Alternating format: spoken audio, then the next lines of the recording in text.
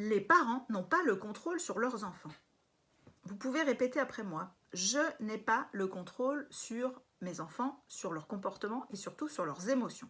Ça vous semble étrange et aller à l'encontre d'un certain nombre de choses qu'on vous a dites, ça ne m'étonne pas, mais je vais vous aider à mieux comprendre. Imaginez la scène suivante. Vous êtes au supermarché et votre enfant se met à hurler. Vous pouvez bien essayer tout ce que vous voulez, vous déguiser en licorne, faire le clown, lui promettre monts et merveilles, essayer d'accueillir ses émotions.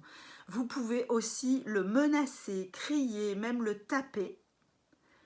Il n'existe aucun moyen légal de faire taire votre enfant si votre enfant n'a pas décidé de se calmer et de se taire. Alors je mets des gros guillemets à décider parce que évidemment continuer à crier, à se rouler par terre, ça n'est dans 99% des cas pas une décision volontaire et consciente de la part de l'enfant. Mais ça n'empêche pas moins que si l'enfant ne peut pas ou ne veut pas se calmer, rien de ce que vous pouvez dire ou faire ne va l'apaiser, ne va provoquer un changement de comportement.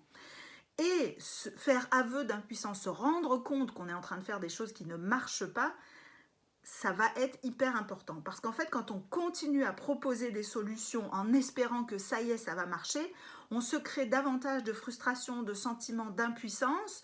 On a l'impression d'être un parent nul et en plus, on finit, à force d'échecs, par s'énerver, par être en colère, par crier et on fait des choses qu'on regrette, qu'on ne veut pas faire.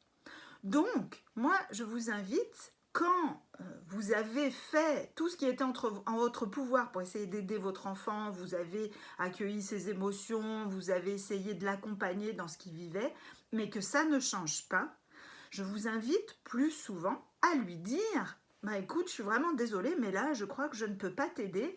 Si c'est dur pour toi, si tu es furieux contre moi, bah, tu peux me le dire, tu peux me le faire savoir, mais je crois que je ne peux rien y faire pour le changer. » Et vous pourriez, en faisant ça, avoir quelques surprises. D'une part, constater que ça vous soulage, que ça vous énerve moins, et peut-être même que l'enfant se calme plus vite, mais ça, il va falloir essayer pour le voir.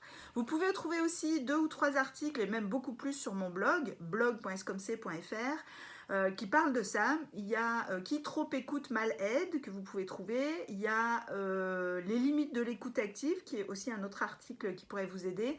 Et puis un autre, une situation un peu rigolote, le drame du slip manquant. Sur ce, je vous dis à bientôt pour une autre vidéo.